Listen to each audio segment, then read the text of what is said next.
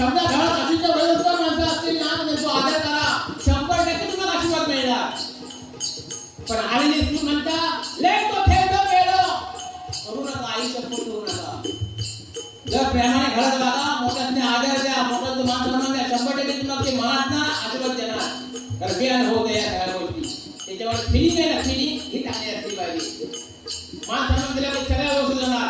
Bye पण बघा एखाद्या काय म्हणा तुम्हाला साहेब म्हणला नका, कोणा संधी म्हणत नाही, नका सर म्हणतं, साहेब म्हणतं, पावसकर म्हणतं, शेठ म्हणतं, तुम्ही भुलून जात नाही. पण असं आहे का मग सांगितलं सर रत्ने तुम्ही एक ने बुवा असाल की ना अरे पण म्हणत नाही. तर बुवा पण झाला अरे म्हणलेले आपण म्हणत असे म्हणणार पण नाही.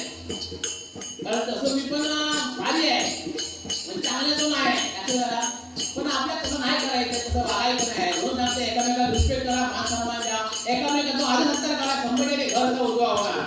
कसं झाला आणि भागात बरोबर असं काय करू नका, मग 100% गॅरंटी होणार. तर आम्ही काय करतो भागात बरोबर तुझं तू आणि याच्या आपलं वाद होतोय.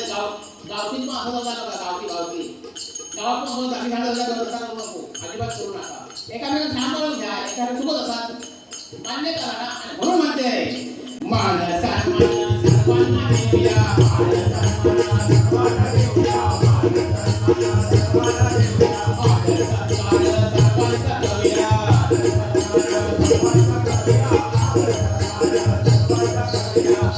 बरोबर म्हणून आपण सत्य नको करूया.